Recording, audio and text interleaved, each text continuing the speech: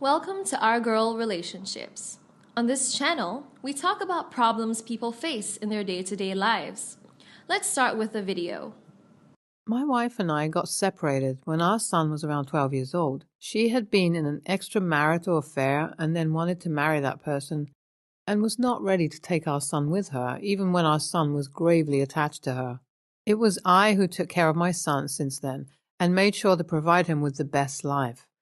I was always there and had been concerned since then, but my son could not build the bond with me that he had with his mom. He also sometimes used to blame me for our separation and would tell me that I was not able to take care of his mom, so she left us. I would never mind that, as I knew he had been dealing with so much at a very young age. As my son grew up and had to take admissions to college, he wished to get enrolled in one of the most expensive colleges, and I could not afford that. I had a small business that would only provide for a mediocre lifestyle. I also owned a house and a small plot. When I discussed that situation with my son and told him that I was not able to afford the expenses of such an expensive college, he told me that I could sell the plot and finance his degree. I had no other option, so I sold that plot and I got him enrolled in that college. Time passed and my son was able to land a well-paid job, which made me a proud dad. That was the time when my business had almost died. I asked my son if he could invest as much as he could so the business might start running at the previous pace, but he told me that he had no money to waste on a business that was going to fail anyway. I tried to talk to him a few more times, and then he told me that I should get a loan from the bank for my business. He also explained that once the business started profiting, I would be able to repay the loan. I listened to my son and I opted for the loan, but his idea failed miserably. My business did not move an inch, which meant that I was going to be bankrupt. I asked my son if he would help me repay the loan and I would give him his money back. That was when my son told me that he had landed a job in another state and was leaving soon. I could not believe him and was broken into pieces. My son left me in ruins and did not even contact me after that. My house got sold to pay creditors, and we can say that I ended up on the streets. I tried my best to contact my son, but could not reach him and had no idea to which state he had moved to. My life was saved by a long-lost friend of mine who somehow came across me and could not see me in the state I was in. He took me to his place and told me that I was going to stay with him. His wife had died, and he had 2 daughters. One of them had gotten married and the other was studying abroad. My friend was a well-settled businessman who dealt in real estate, so I told him I was going to go to work for him as I needed a job right away. He told me that I could join his office and work, but I had to learn about his business and could start my agency. I told him that I was too old to start a new business, but he kept insisting. I joined my friend's office and started working for him. It took me no time to understand how things worked in his business. 2 years later, my friend helped me to set up a small agency with a couple of workers, and that was the turning point of my life. Within a decade, I was able to turn that small agency into a full-fledged corporation that dealt in real estate and had a chain of small cafes in the city. I had built a huge house in a posh area of the city and owned a lot of property. My lifestyle was not that elite, but was far better than my son would have imagined. My son added me on Facebook and started praising me in comments, and we all know why.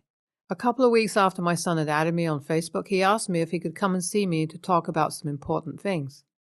I asked him who he was and what he wanted, and he told me that I was being mean and how could I treat my son like that. I told him that I had no family, so he should stop embarrassing himself, and if he kept disturbing me, I might involve the cops. He didn't text me again, but I can sense why he's interested to see me and what he wants from me.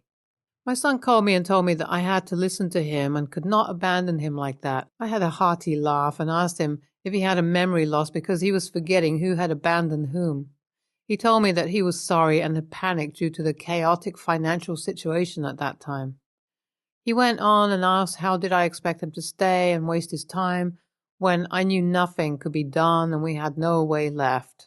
I told him that there was a way, and it was that he could support me as he was the one who had sort of looted my property for his degree. He said that all parents have to pay for their children's education, and it was no big deal if I had sold my plot for his college. I told him that it was all I could do for him, and he should not expect anything else from me. My son started weeping and told me that he did not expect anything and only wanted to reunite with his dad. He told me that he was going to visit in a couple of weeks. I hung up without saying anything.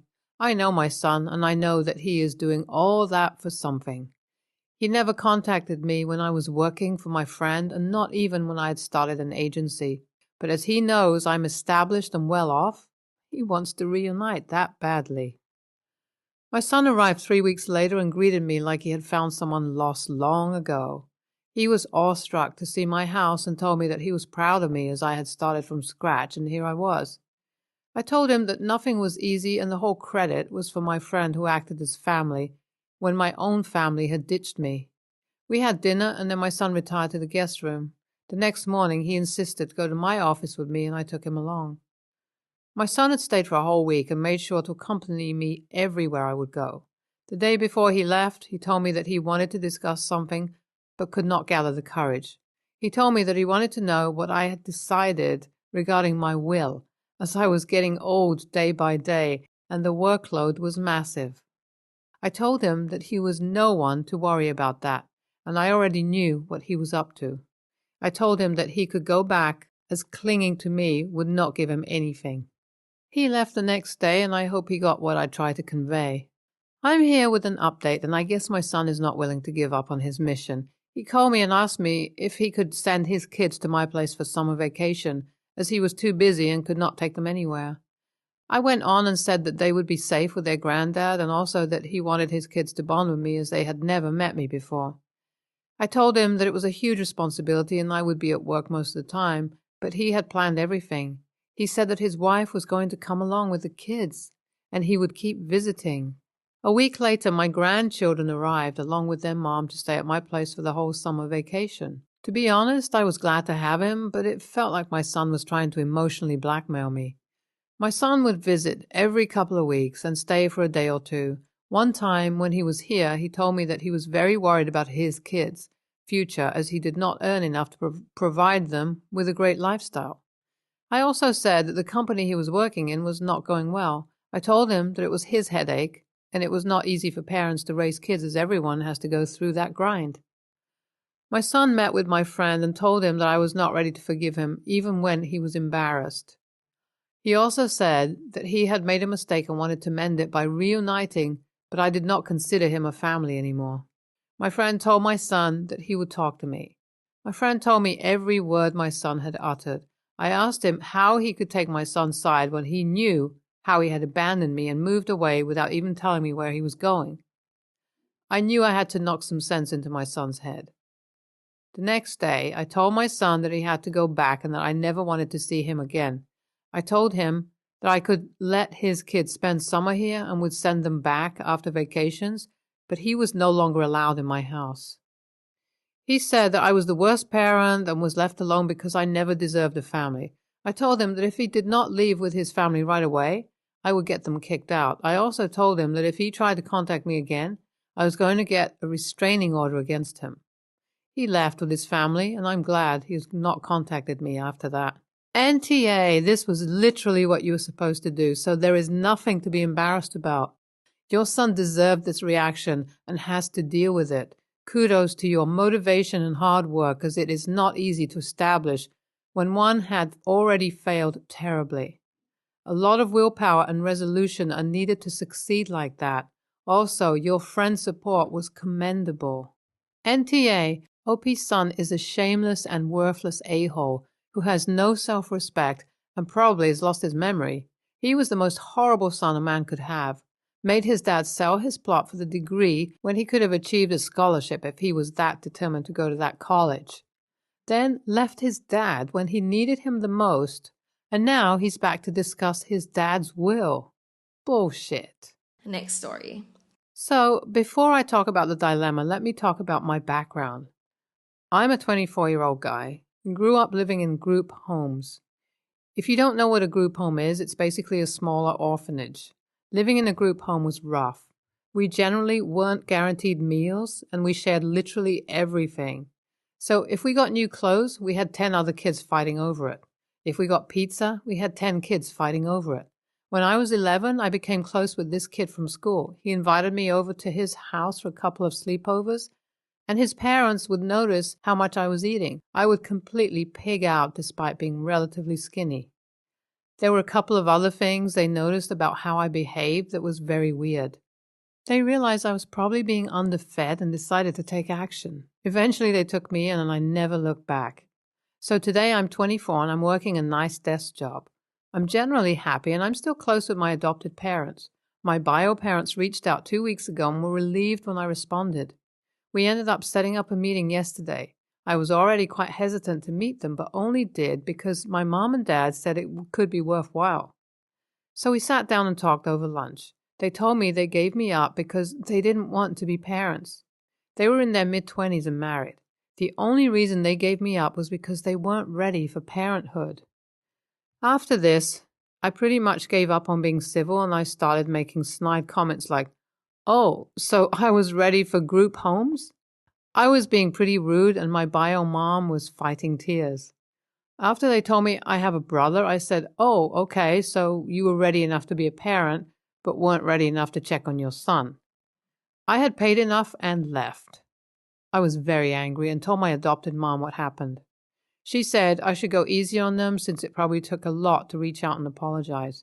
She went on and on about how she'll support me no matter what, but she thinks I'm acting a bit harsh. My bio parents called and asked if we could meet them again and talk more. My mom thinks that it could be beneficial now that my initial emotions are out there. If I think I was acting like an a-hole and my mom thinks I'm acting like an a-hole, I probably am an a-hole. AITA? I'm meeting them again this Friday. This time, my mom is coming with me. I let them hear my perspective, and now I'm going to do my best to listen and hear them out. I think my mom being there will make it a lot easier. She's a calming presence, and I'd hate for her to see me lose my temper. Also, a couple of people suggested developing a relationship with my half-brother, and I'm vehemently against that for a couple of personal reasons. NTA, I'm an adoptive mom too, and I would guess your mom is worried that you're burning bridges when you might realize that you want or need, do you have all of your medical history, to connect with your bio family later in life. That's your call though. You're an adult and your feelings, whatever they are valid. You absolutely don't owe your bio family a relationship. If you haven't though, you might want to consider seeing an adoption and trauma-informed therapist because you don't deserve to carry around the burden of pain and anger. NTA, they literally failed as humans. They dumped you into the system for convenience. I would be outraged. There are lots of very genuine reasons to give children up for adoption, and I respect those that make that decision for the right reasons. What did they expect? Your response was spot on. They decided a baby was ready for a group home. I'm so glad that my family chose you and loved you and clearly still do. Keep working hard and make sure to have an absolutely wonderful life. Next story. I have 3 kids, twins 23, male and female, Ella and Stephen, and John, 17. John was the result of me cheating on Ella and Stephen's father, Rob, with John's father, Harry. Harry ran away after he found out I was pregnant. Rob found out about the affair 3 years later. The kids were still young, so we didn't tell them the truth about why we divorced at the time. Rob still loved John and cared for him, which surprises me considering John isn't his biological son. Harry came back into contact with me when John was 10, and although I was a little bitter, I eventually forgave him, and we fell in love and got married. They didn't dislike Harry, but they weren't close with him, which in John's case hurt Harry since he is John's real father. It became bad when John was 16. Harry wanted to do something with John, but John said no. Harry snapped and said that they never spent time as father and son, which caused John to say, "Look, I don't hate you or anything, but I don't see you as my dad, so stop trying to force me to see you as him. I have a dad and he's not you." I couldn't take it anymore, and I asked John if he would be saying that if he, Harry, was really his father.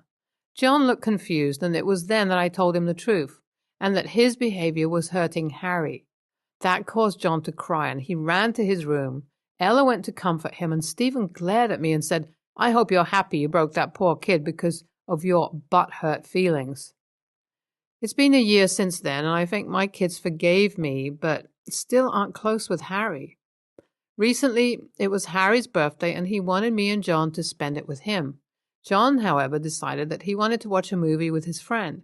I told him that Harry wants to spend time with him. He said he's going anyway, and I'm free to ground him when he gets back. When John got back, I told him that his behavior towards Harry is horrible. He told me that he's nice to Harry, but that Rob is his dad. I asked what the point of me telling him the truth, if he was just going to be like this. He snapped, "Don't act like you told me the truth for my sake. You told me the truth out of spite and jealousy because I wouldn't see your affair partner as my dad. And to be frank, I still don't. So your little plan didn't work." And he went to his room. My older kids got wind of what happened and they called to berate me and told me to stop pushing John to love Harry. I told him that I get that John loves Rob, but Harry is his blood father. Ella told me I'm wrong, that Rob is the one who raised John, therefore, Rob is his father. Stephen said he's going to rescue his bro the minute he turns 18, which is in a few weeks. I tried to get Rob to talk to John, but he said he wasn't forcing his son to love Harry. I just don't understand. Am I really wrong for wanting my son to love his blood father? AITA? Reddit? What a shitty mother and person you are. I hate to break it to you, but Rob is John's father. He raised him. How do you expect your kid to want anything to do with the man who broke up their family? I'm surprised they even speak to you, frankly. YTA.